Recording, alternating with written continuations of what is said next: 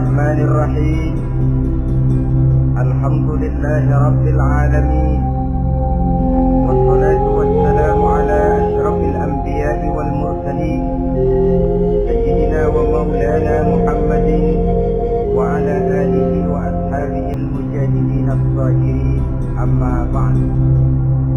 Saudara-saudara kaum muslimin rahimakumullah,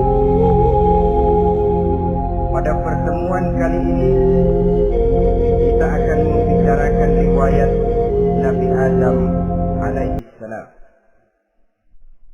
Nabi Adam diciptakan oleh Allah dari tanah dan merupakan manusia pertama serta bapa dari seluruh umat manusia. Pada saat Allah hendak menciptakan Nabi Adam, Allah berkata kepada malaikat, "Inni ja'ilun fil ardi khalifah." Aku akan menjadikan seorang khalifah di permukaan bumi. Malaikat dengan nada sedikit protes berkata, "Ataj'alu fiha may yufsidu fiha wa yasfiku ad-dima' wa nahnu nusabbihu bihamdik wa nuqaddisu lak." Tuhan, apa perlunya engkau ciptakan seorang khalifah di permukaan bumi? Kelak kalau mereka berkembang biak, kerjanya hanya akan melakukan kerusakan, menumpahkan darah, saling bermusuhan satu sama lain. Sedangkan kami, kata malaikat, sudah cukup bertasbih memuji kebesaran-Mu. Allah kemudian menjawab, "Inni a'lamu ma la ta'lamun." Aku lebih tahu tentang apa yang kalian semua tidak mengetahuinya.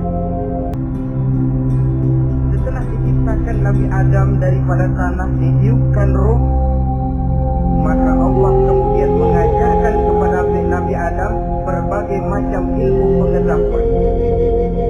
Wa 'allama Adam al-asma'a kullaha. Kemudian Allah mengajarkan Nabi Adam nama-nama segala sesuatu. Nama merupakan simbol daripada ilmu pengetahuan. Nabi Adam akan dijadikan khalifah di permukaan bumi. Maka dibekali oleh Allah Subhanahu wa taala al-asma'a kullaha, nama-nama segala sesuatu. Yang dimaksud di sini ialah al-uluman katsirah, ilmu pengetahuan yang banyak. Malaikat pada mulanya protes. Kami kan sudah cukup bertasbih Tuhan. Kami kan sudah cukup memuji-Mu. Untuk apa lagi membuat manusia sebagai khalifah di permukaan bumi? Seolah-olah malaikat tidak setuju. Allah yang maha tahu rahasia segala sesuatu memberikan vonis, aku lebih tahu tentang apa yang kalian semua tidak tahu. Oleh karena Nabi Adam dipersiapkan untuk menjadi seorang khalifah di permukaan bumi, maka dibekali oleh Allah dengan ilmu pengetahuan. Begitu Nabi Adam dan begitu kita. Karena bukan cuma Nabi Adam, kita pun oleh Allah dijadikan sebagai khalifah-khalifah di permukaan bumi ini. Yang nilai kekhalifahan kita bergantung kepada kondisi kita masing-masing.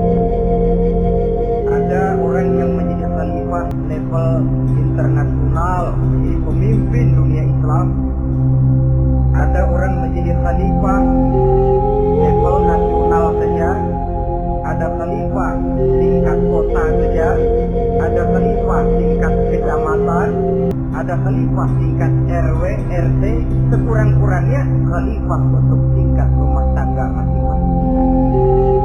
Tanpa membekali diri dengan ilmu pengetahuan, jangan berharap kita akan bisa melaksanakan tugas sebagai khalifah di permukaan bumi.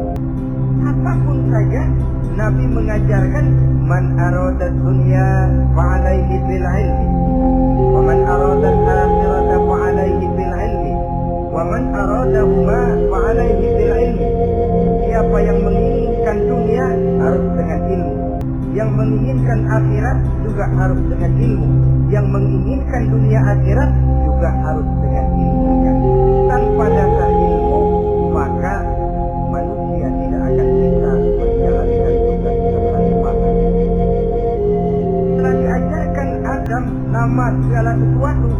dikonfrontir, dihadapkan dengan malaikat. Hei malaikat, kalau tadi kamu bilang buat apa perlunya menciptakan khalifah? Nih bentuknya Adam.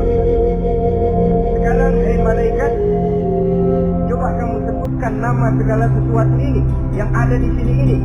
Malaikat berkata, Subhanaka la ilma lana illa ma 'allamtana. Ya Allah, kami tidak punya ilmu, kami tidak tahu semua itu kecuali apa yang telah Engkau ajarkan kepada kami. Kalau kamu tidak sanggup, Adam, sebutkan nama-nama semua itu. Adam menyebutkannya dengan lancar. Ketika itulah Allah memerintahkan malaikat untuk sujud kepada Nabi Adam alaihi salam. Sujud di sini bukan sujudul ibadah, sebab sujud ibadah kepada yang selain Allah haram. Tapi sujud di sini sujudut tawadhu i'tirafan bi batini Adam. Sujud merendahkan diri sebagai pengakuan terhadap keutamaan dan kelebihan Nabi Adam. Maka orang yang banyak ilmunya lebih utama dari orang yang hanya banyak ibadahnya. Bahkan iblis lebih takut kepada orang alim yang sedang tidur daripada orang goblok yang lagi ibadah. Model ini diceritakan dalam Ihya-nya Imamul Ghazali. Iblis masuk ke masjid mau menggoda orang lagi sholat. Sudah masuk di pojok masjid, dia lihat orang lagi tidur. Macil iblis keluar cepat benar, pucat mukanya. Ketemu di jalan sama temannya, kenapa lari? Mas,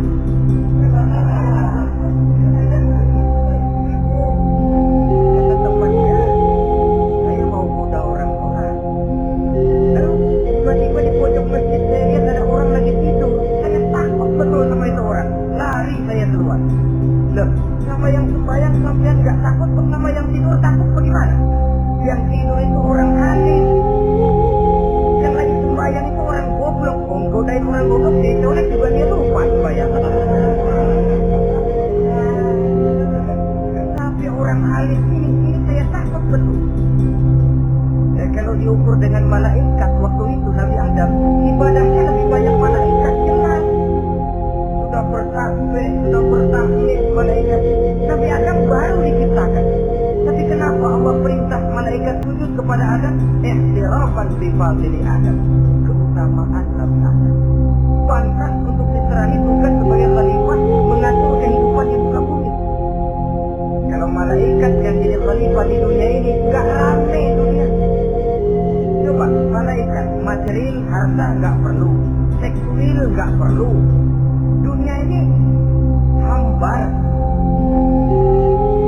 Justru dunia ini menjadi ramai setelah manusia diberikan fungsi sebagai malaikat, sebagai khalifah oleh Allah Subhanahu wa ta'ala. Saudara-saudara kaum muslimin rahimakumullah, setelah nyata kelebihan Nabi Adam, maka Allah perintahkan Nabi Adam tinggal di surga dengan segala kenikmatan yang ada di dalamnya. Tapi lantaran sendirian, kesepian Nabi Adam, Allah Maha Tahu, maka diciptakannya pasangannya, yaitu Siti Hawa dari tulang rusuk yang sebelah kiri. Sehingga Nabi pernah pesan begini, Istautu bin nisa fa innahunna khuliqna min dhilmin. Hati-hati kamu menghadapi perempuan. Tolong dengar yang laki-laki, yang perempuan belakang budak aja dulu. Hati-hati kamu menghadapi perempuan. Wa innahunna khuliqna min dhilmin, karena perempuan diciptakan dari tulang rusuk. Apa watak tulang rusuk? Tulang rusuk itu kan bengkok. Perempuan tuh gitu, didiemin aja bengkok terus, dikerasin patah.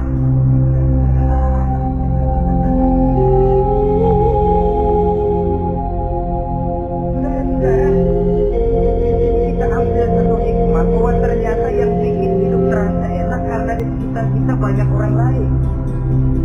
Bodoh manusia kalau dia merasa bisa hidup sendirian, tinggal di tengah kampung tapi gaya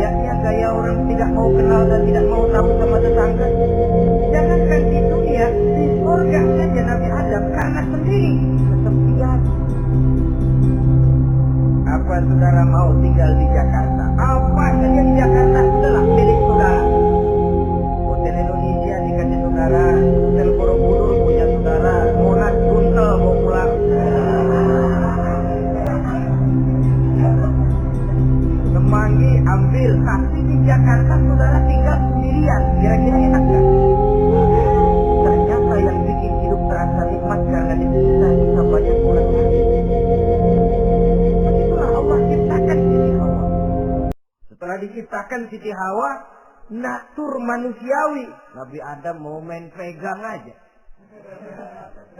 Kata Allah, hai Adam, jangan kau sentuh sebelum kau bayar maharnya. Maharnya apa ya Allah? Maharnya antusalli ala Muhammadin sallallahu alaihi wasallam. Maharnya kau berselawat kepada Nabi Muhammad. Manusianya belum lagi diciptakan, tapi namanya sudah ada, nurnya sudah ada, bahkan dijadikan mas kawin antara Adam dengan Hawa.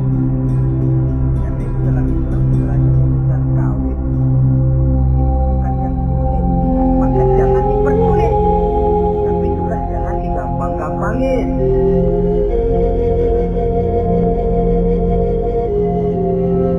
Artinya yang namanya mahar ini walaupun cuma sebentuk cincin besi kalau orang sangat tidak mampu, bahkan dengan mengajarkan Fatihah saja.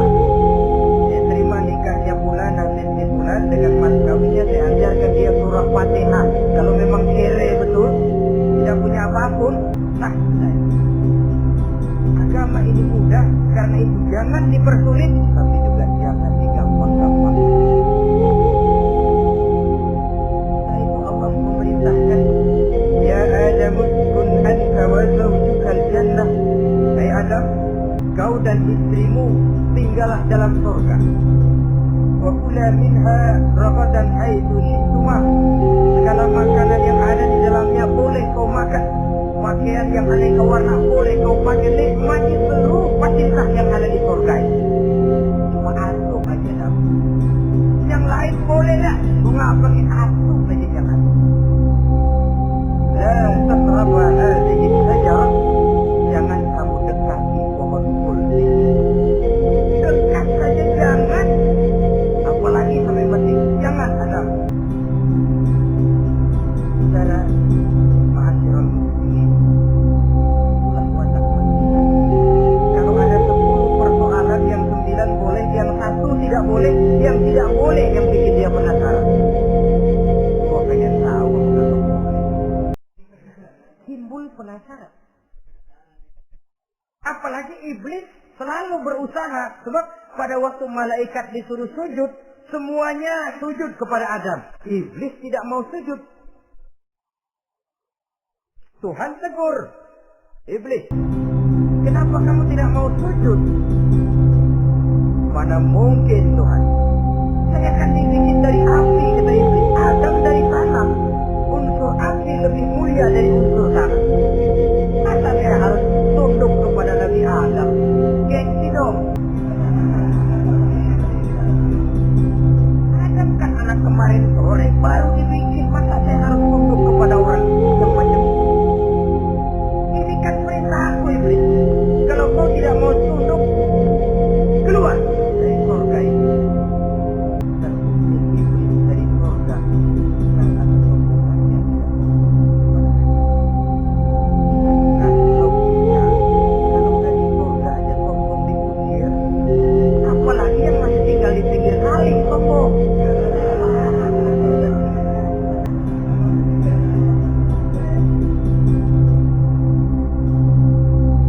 Tapi sejak peristiwa terusirnya itu, iblis bikin proklamasi.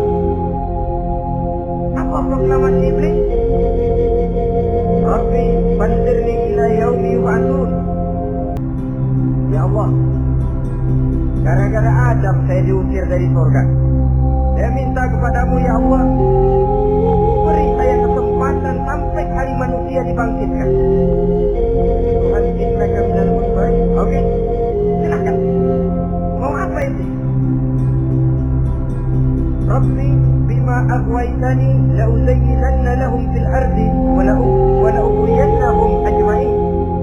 Ya Tuhan, disebabkan Engkau telah menyesatkan aku, akan aku hiasi mereka manusia dengan kejahatan yang ada di muka bumi ini, dan aku akan sesatkan mereka semua. Ini proklamasi iblis. Gara-gara Adam saya terusir dari surga, maka sejak saat ini Adam dan seluruh keturunannya musuh bebuyutan saya. Akan saya lakukan segala macam cara untuk menggelincirkan manusia agar mereka menjadi orang yang Engkau murkai.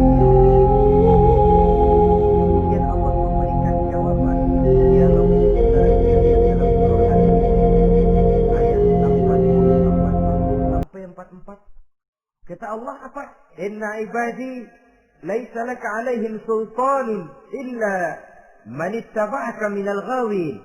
Silahkan iblis. Yang lain barangkali bisa kau goda. Kecuali hamba-hambaku yang benar-benar hambaku, engkau tidak akan punya daya mempertipu mereka.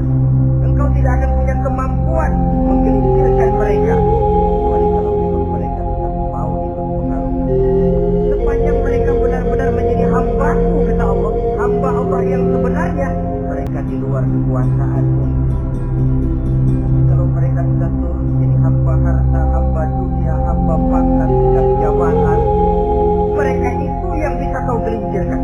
Selama mereka masih tetap sebagai hambaku, kata Allah, mereka di luar jangkauan kekuasaan dan kekuasaan.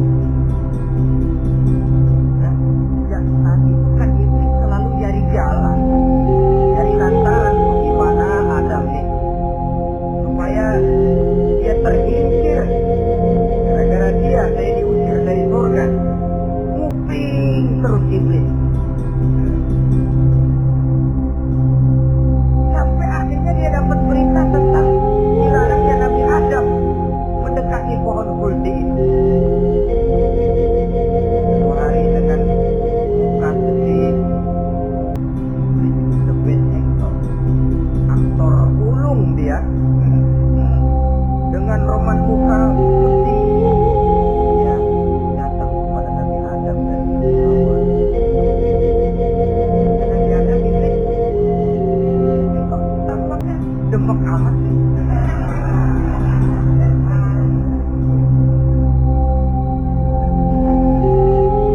Kenapa begitu sedih? Adam, tidak ada yang cuma saya dapat berita bahwa engkau tidak akan selamanya di dalam surga ini. Wah Adam, kalau engkau bisa tetap tinggal di surga macam itu, alangkah bahagianya saya. Tapi saya dapat kabar ente nggak bakalan lama-lama di surga. Buktinya ente dilarang makan buah khuldi. Khuldun artinya kekal. Kalau kau makan buah itu, kau akan kekal di surga Adam. Tuhan gak pengen, makanya dilarang. Wa qasamahuma inni lakuma laminan nasihin. Untuk memperkuat omongannya, sumpah si iblis.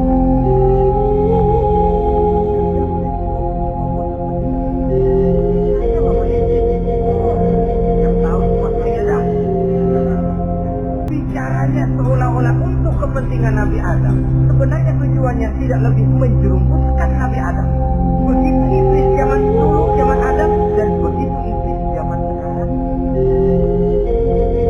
Seolah-olah bicaranya untuk kepentingan umat Islam. Tapi sebenarnya tujuannya ngelecehin, memperdayakan umat Islam. Dia bilang kepada Adam, maka sekarang Adam, kalau dia pengen selamanya di surga, penting aja semua. Udah beres dah. Itu si Tuhan marah, dia bohongin doang lo. Supaya kau dan istrimu tidak lama-lama di surga, maka dilarangnya kau memakan buah khuldi ini. Udah, buat saja.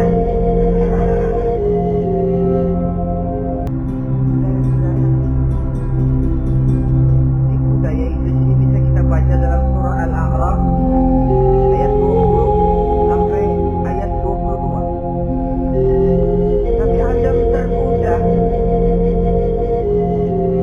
ditambah oleh bujuk rayu Siti Hawa.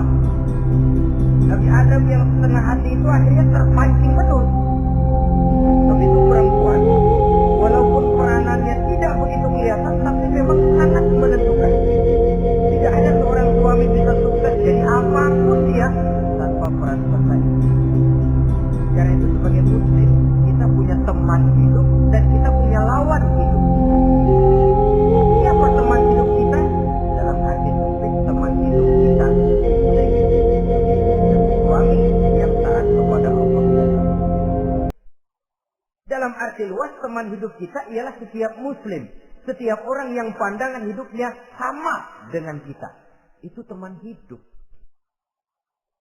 Lalu lawan hidup kita siapa? Lawan hidup kita secara mutlak iblis dalam segala bentuknya. Iblis yang berbentuk halus. Ini musirnya ada lebih gampang. Konon ya iblis setan itu kalau dengar orang azan dan lari. Aku dia bacakan bismillah minggir. Yang sulit diusir ini iblis yang berbentuk manusia. Diazanin nyengir.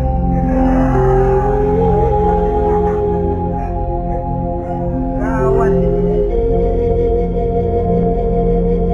Saudara-saudara,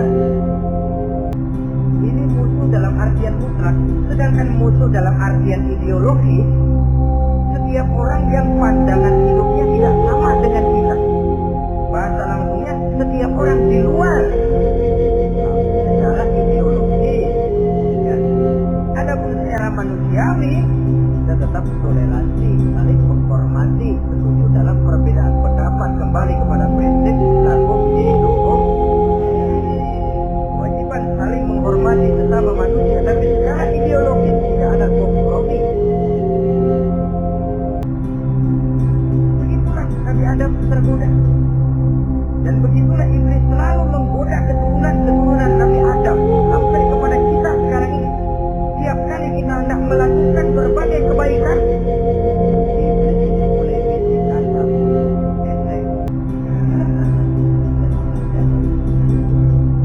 Saudara tadi dari rumah mau berangkat niat dengerin ceramah macam ini, apa dikira iblis tidak? Wah, gatal iblis.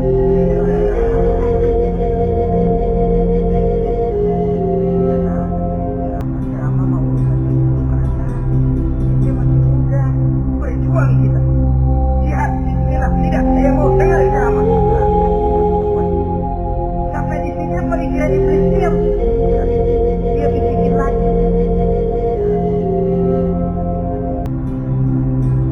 Ngomong aja ngomong kan.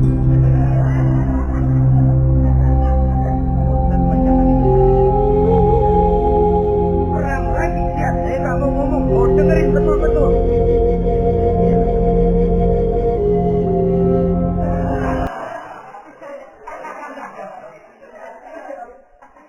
Segala macam cara dilakukan oleh iblis untuk menggelincirkan manusia. Ketika Nabi Adam mengambil buah kuldi itu, datanglah murka Allah. Adam, seolah-olah kalau bahasa kita, kelewatan semua. Dari belum ada, aku ciptakan kau. Barangkali kau merasa kesepian, aku ciptakan Hawa. Aku tinggikan derajatmu dari malaikat sampai malaikat sujud kepadamu. Aku perintahkan kau tinggal di surga dengan seluruh fasilitas yang ada di dalamnya. Cuma satu yang aku minta, jangan dekati pohon kuldi, engkau tidak sanggup Adam. Keluar dari surga ini.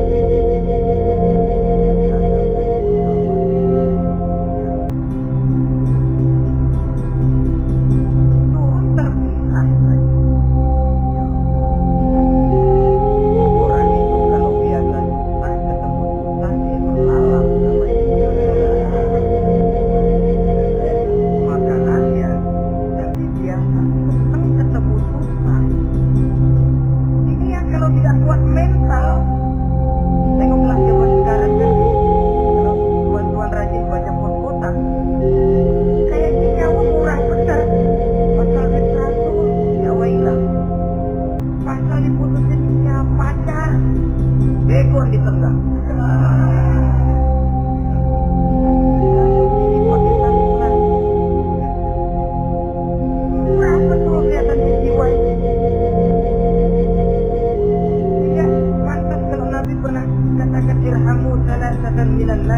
Sayangilah tiga macam manusia.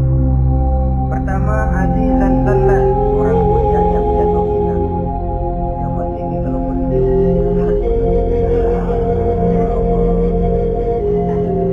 Jangan dia akan hormat, tanda tangan galak.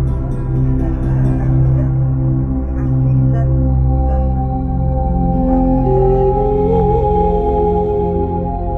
Yang kedua, ghaniyan wa nistakar, orang kaya jatuh miskin. Dari hidup berbahagia jatuh melarat.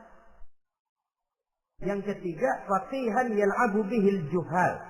Ahli fikih ngerti hukum tapi dipermainkan oleh orang-orang bodoh yang kebetulan punya kekuasaan.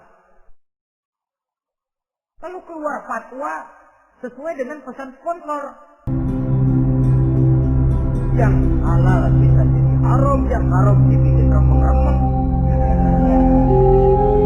Ahli fikih dipermainkan oleh orang bodoh. Terpisah Adam dengan Hawa. Adapun Nabi Adam turut menyesal dengan seluruh kesalahannya, sujud, taubat, menangis.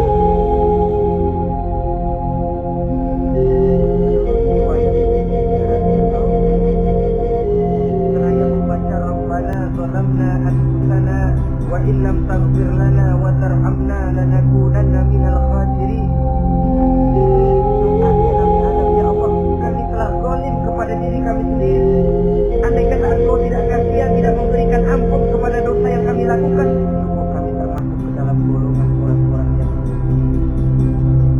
Ini yang dibaca Nabi Adam dalam taubatnya.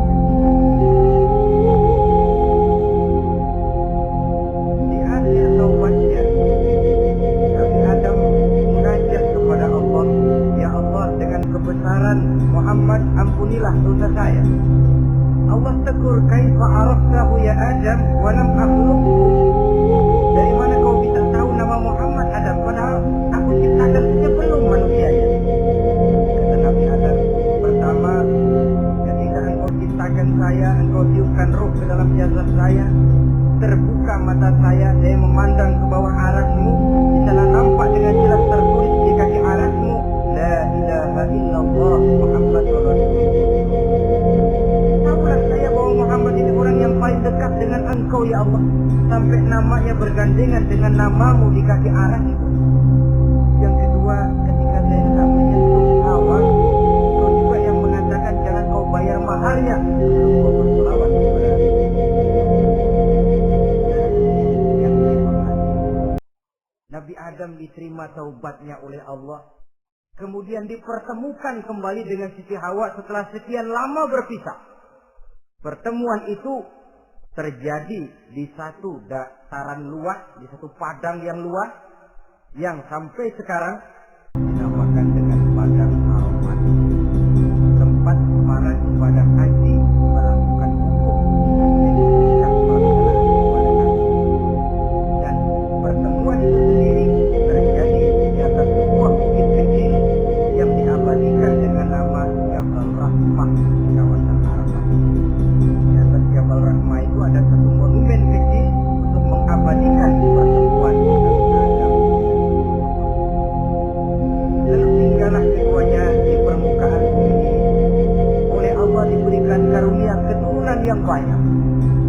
Dan tiap kali lahir kembar. Kembarnya laki perempuan, laki perempuan, laki perempuan. Dari sinilah berkembang biak manusia, di mana di zaman Nabi Adam perkawinannya hilang. Tentu tidak ada pun manusia lain. Perkawinan silang itu artinya kalau si A dan B, A ini laki, B perempuan, kemudian lahir kembar kedua antara C dengan D, maka begitulah yang A dikawinkan dengan D, yang C dikawinkan dengan B. Perkawinan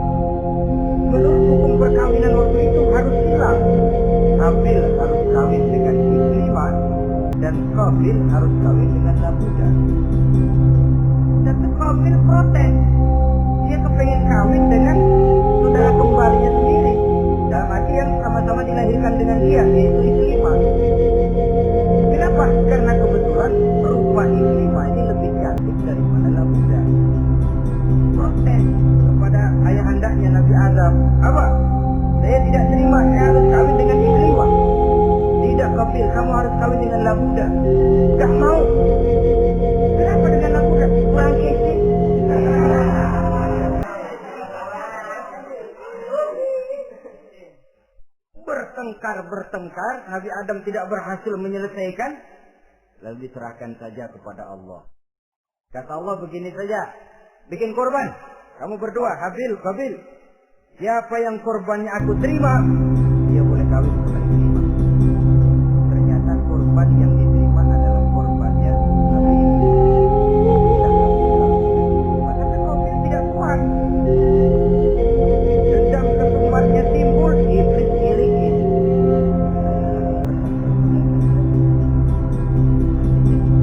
Saudaranya Habil.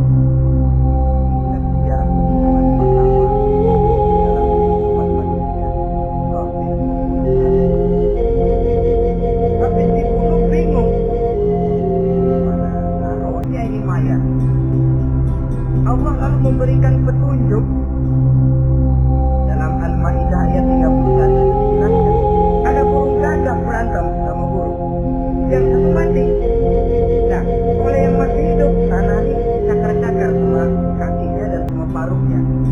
Jika berbentuk lubang, bangkai saudaranya itu dimasukin ke lubang itu lalu diuruk lagi pakai tanah.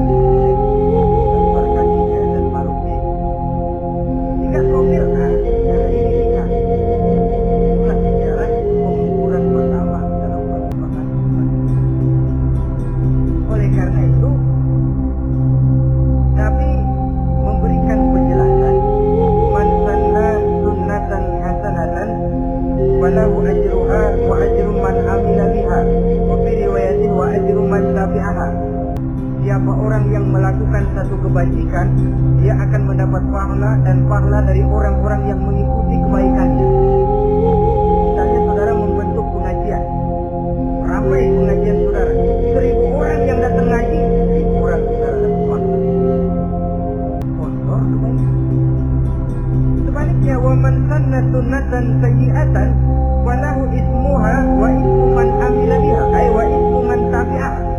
Siapa yang memulai suatu kejahatan, dia akan mendapat dosa dan dosa dari orang-orang yang melakukan atau mengikuti kejahatannya. Bapaknya, saudara mengadakan pesta. Lalu dalam pesta itu terjadi segala macam maksiat. Maka seluruh maksiat yang terjadi malam itu di tempat itu, saudara ikut dapat dosanya. Kenapa? Sponsor. Tiap kali ada pembunuhan, Qabil dapat andil dosa. Kenapa? Sponsor. Tapi kalau 2 orang muslim, ini masalahnya Habil gak lawan kan, dibunuh. Tapi kalau 2 orang muslim berkelahi, kata Nabi apa? Apabila 2 orang muslim saling berbunuh-bunuhan, maka al-qatil wal maqtul finnar, baik yang membunuh ataupun yang dibunuh, dua-duanya neraka. Sahabat heran, ya Rasul, kalau yang membunuh masuk neraka pantas, tapi ini yang dibunuh kenapa neraka juga?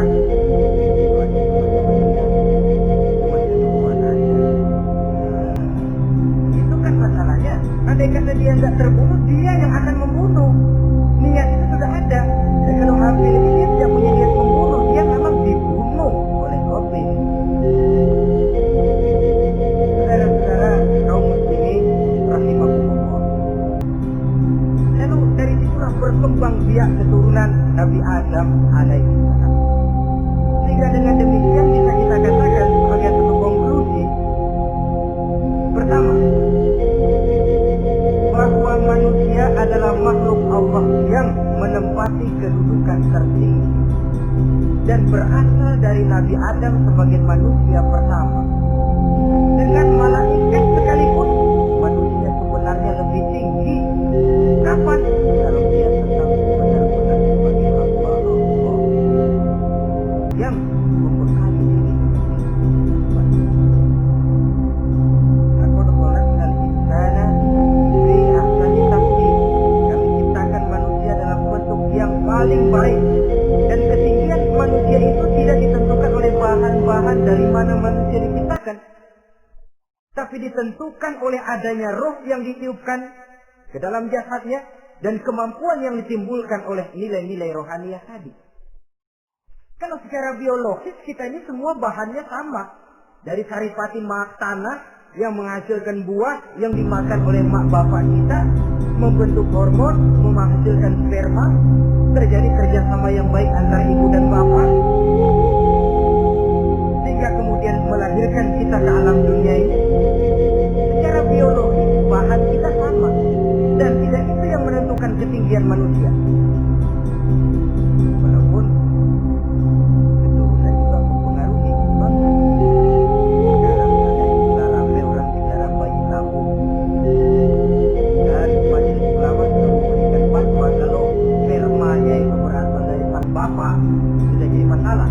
Tapi kalau dari orang lain haram. Yang lebih celaka lagi di negara maju tidak lewat proses alam rahim. Jadi dalam satu tabung yang diberikan tubuh yang mirip dalam kandungan, itu dipertemukan antara sperma, mani laki-laki, dengan ovum, mani perempuan.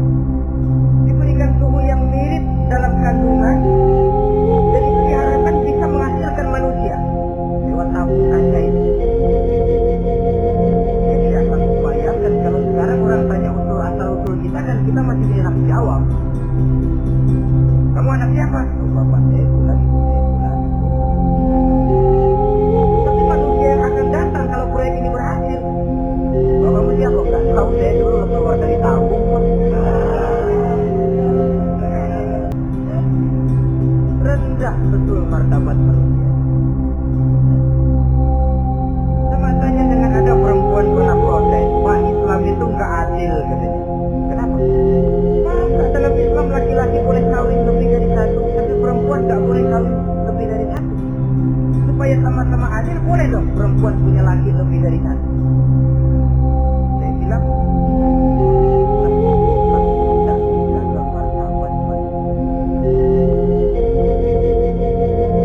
kalau seorang suami punya istri empat-empatnya lalu hamil, bapaknya jelas.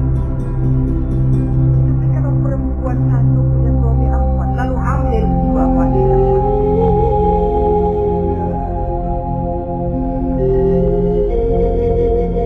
Dan martabat manusia. Ketika si bayi lahir, ibunya lihat, ini jidatnya kayak si A ini. Sudah, ini anakmu saja nih, jidatnya jidat kamu. Kata Angkar dulu jidat saya, tapi kuping saya ini nggak mau saya. Terkatung-katung si anak tanpa tahu kemana dia mesti manggil bapak. Ibu daftarin anak ke sekolah, Pak Guru tanya lagi, ini bin siapa Bu? Bingung, ada tulis bin rame-rame.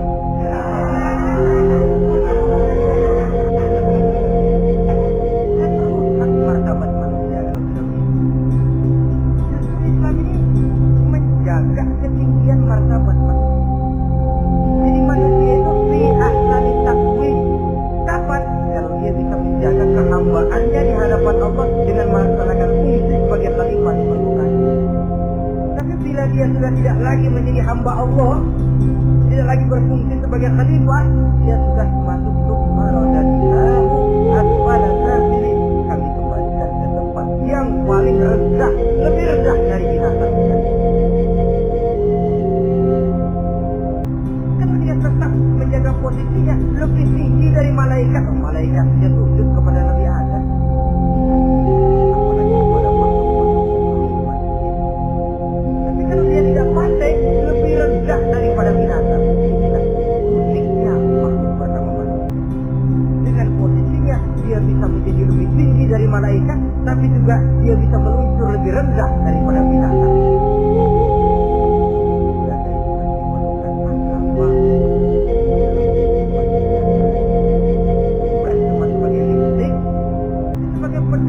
Sebagai way of life yang akan mewarnai cara kita berpikir, state of mind, rule of thinking, cara kita memandang kehidupan ini diwarnai oleh nilai-nilai agama. Dengan demikian, maka manusia bukan keturunan perang. Sebab ada satu teori namanya teori evolusi yang disampaikan buat pertama kali oleh Charles Darwin. Dia mengemukakan teori bahwa perkembangan kehidupan sesungguhnya di dunia ini menunjukkan mata rantai yang utama melalui apa yang dia namakan seleksi alamiah. Mula-mula dari ikan, lalu seleksi ke amfibi, dari amfibi ke reptil, dari reptil ke mamalia, dari mamalia ke mamalia kecil, dari mamalia kecil ke primat, dari primat ke monyet, dari monyet menjadi Homo erectus. Ini teori. Tapi dia tidak jelas-jelas mengatakan bahwa manusia keturunan monyet, hanya seketurunan. Seketurunan kan tidak berarti keturunan. Ini saja. Toyota Kijang sama Toyota Corolla itu seketurunan. Tapi Corolla dengan Kijang kan lain. Cuma seketurunan. Dalam arti konsep sama. Makhluk yang tidak tahan seleksi alam,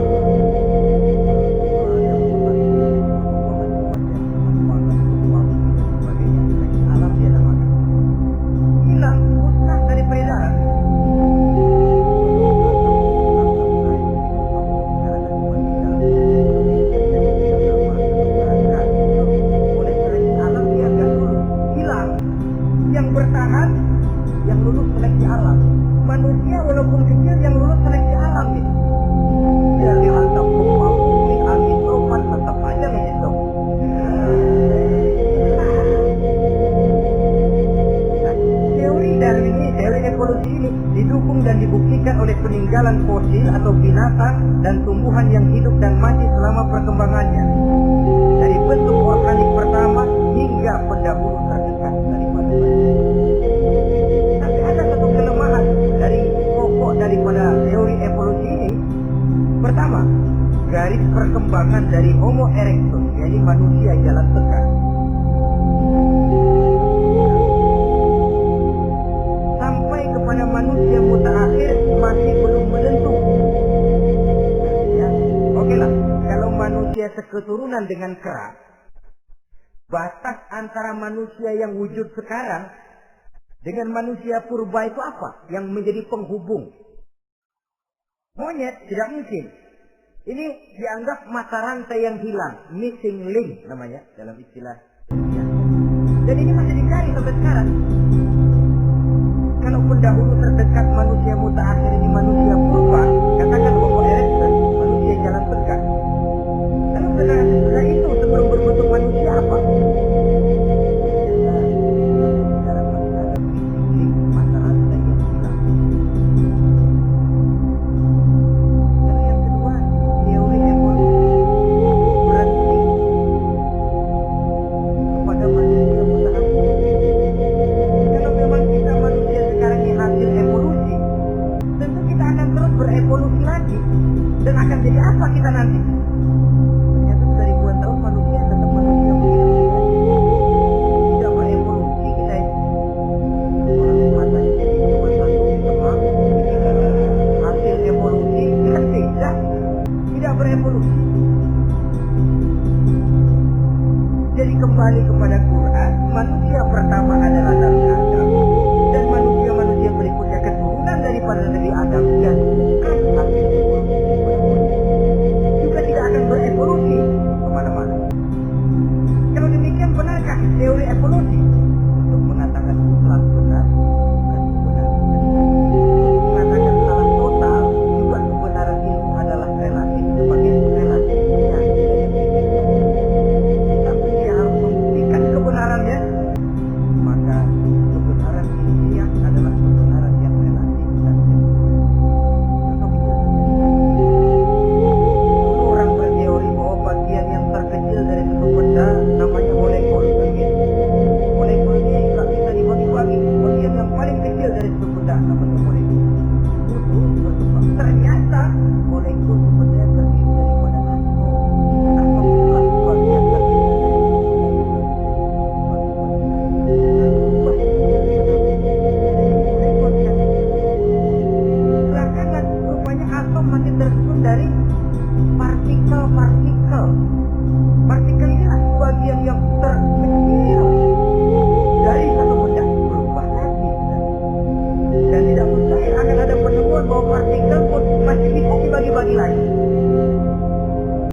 dengan teori evolusi ini. Sehingga beberapa ahli semacam Dr. Charles Oxnard, Dr. Jane Paul Heller dari Chicago dan California, mereka sudah membantah teori evolusi ini. Namun masalah paling pokok dari kita ialah kita diciptakan oleh Allah berasal dari Nabi Adam alaihissalam. Nabi Adam diciptakan dari tanah, dan kita bukan hasil dari evolusi, juga tidak akan berevolusi. Nah, lalu kepada makhluk bernama manusia diberikan fungsi sebagai khalifah di permukaan bumi ini. Dia dulunya malaikat protes. Sebagai khalifah, tugas kita apa? Khalifah Allah di muka bumi, menerjemahkan sifat Allah sesuai dengan batas-batas kemanusiaan kita. Allah Maha Pengasih, usahalah kita pengasih kepada makhluk sesuai dengan batas kemanusiaan. Allah Maha Menolong, ringan tanganlah kita menolong orang yang memerlukan sesuai dengan batas kemampuan kita. Fungsi khalifah. Untuk kita berfungsi sebagai khalifah secara baik, kita harus mempunyai modal yang dinamakan ilmu pengetahuan. Dan Islam sangat menggalakkan itu. Jauh dulu 14 abad yang lalu, dari desa kecil yang bernama Mekah yang peta belum muat, orang di dunia belum kenal, sudah keluar seruan utlubil ilma walau bisin, tuntutlah ilmu walaupun di negeri Cina. Ngomong Cina di Mekah, padahal Mekah waktu itu belum masuk peta, belum dikenal orang. Sudah ada revolusi ilmu dan budaya. Belajar walaupun harus seberang ke negeri Cina. Lalu ada lagi misalnya alimu auladakum sibahata war rimayah, kata Nabi, ajarkan anak berenang dan lempar lebih diberikan olahraga. Tentu tanda Islam agama masa depan. 14 abad yang lalu di Saudi Arabia, Nabi mengajarkan ajari anakmu berenang. Kalau Islam agama untuk orang Arab saja, mau berenang di pasir. Wawasan pandangannya luas. Bahwa Arab sebagian besar memang Islam, betul, tapi Islam bukannya Arab, itu juga jelas. Sepanjang kita masih menjadi khalifah Allah, maka sepanjang itu kita fi ahsani taqwim. Nah, sebagai khalifah Allah kita bertugas membudidayakan alam ini. Kita kadang-kadang terlalu ada ayat wa ma min dabbatin fil ardi illa 'ala Allahi rizquha. Semua yang melata di muka bumi dijamin rezekinya oleh Allah. Ayat itu betul. Hak karena datang dari Allah. Bahwa rezeki disediakan di muka bumi memang, tapi rezeki itu tidak turun begitu saja lah karena jatuhnya embun di waktu pagi. Kita harus berusaha, dan usaha manusia mencari rezeki lain dengan ayam. Kalau ayam dari tahun asuh, jadi rezekinya tuh modalnya cuma ceker patok. Dari tahun satu ayam asal punya ceker punya patok, udah dapat rezeki dia. Gak perlu masuk TKSDN. Tapi manusia cari rezeki, apalagi zaman sekarang, persaingan hidup tajam, lapangan kerja sulit, tensi ekonomi tinggi, masuk sekolah urusan, tamat sekolah urusan. Kadang-kadang dilema juga, masuk perguruan tinggi negeri sulitnya setengah mati kayak kontak masuk lubang jarum, masuk perguruan tinggi swasta yang favorit biayanya selangit. Artinya tanpa membekali diri dengan ilmu, keahlian, kemampuan, fungsi sebagai khalifah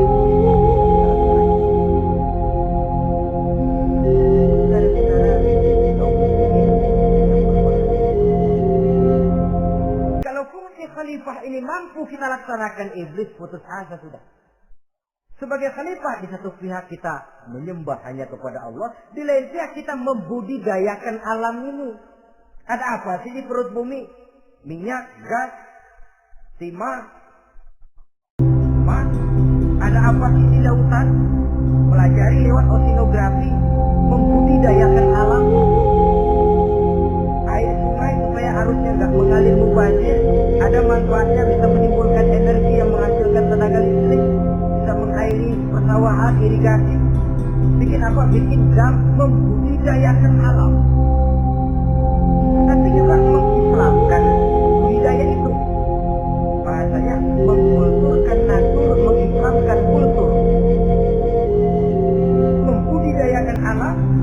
dan mengislamkan budi dan budaya manusia. Sehingga apapun yang kita kelola dari alam ini nantinya akan untuk menunjang tugas sebagai khalifah.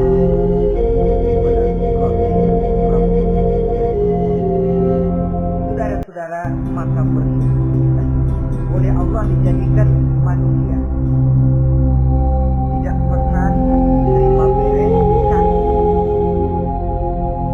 Dari segi biologis maupun psikologis tidak ada makhluk secantik manusia. Dibekali dengan agama di samping akal, sehingga agama membimbing akal agar sampai kepada kebenaran yang hakiki. Kita sebagai keturunan Nabi Adam memegang kunci. Jadi jangan main-main loh, kita ini turunan Nabi betul ini. Saudara-saudara yang hadir semua di depan saya ini, termasuk saya, kita ini turunan Nabi, kita ini Nabi Adam. Jangan main-main loh, turunan Nabi gini-gini, Nabi Adam.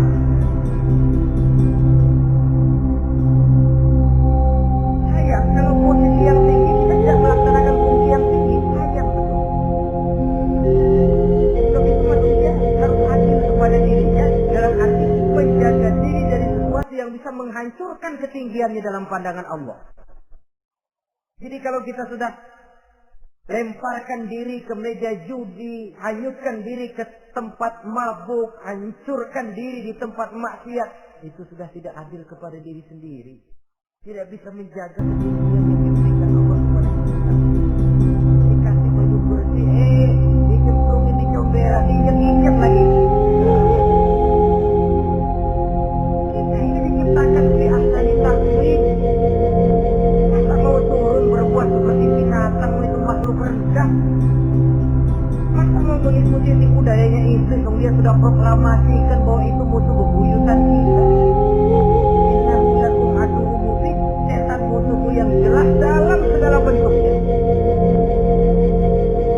Saudara-saudara, untuk berfungsi sebagai khalifah ini sekali lagi bekali diri dengan ilmu pengetahuan.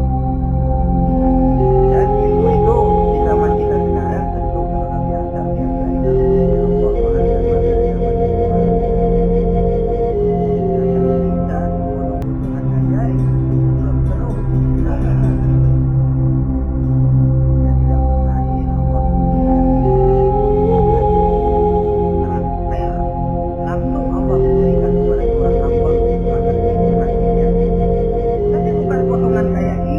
Dapat ilmu laduni macam begitu. Satu contoh, menurut ceritanya, aparatusnya dia hari kaji untuk kepada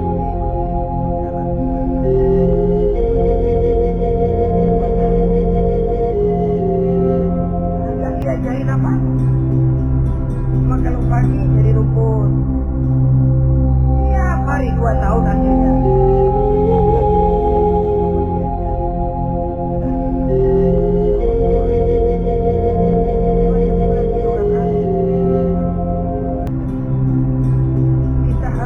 Proses belajar ini untuk menunjang tugas kekhalifahan kita sebagai hamba Allah dan sebagai khalifah Allah di permukaan. Sehingga dua tugas ini kita laksanakan dengan sebaik-baiknya, menjaga martabat manusia sebagai makhluk yang mulia dan keturunan dari Nabi Adam alaihissalam. Saudara-saudara, ini sajalah pembicaraan kita kali ini. Terima kasih banyak atas segala perhatian. Mohon maaf atas segala kekurangan. Usikum wa nafsi bitaqwallah. Aqulu qawli hadza. Wassalamu alaikum warahmatullahi wabarakatuh.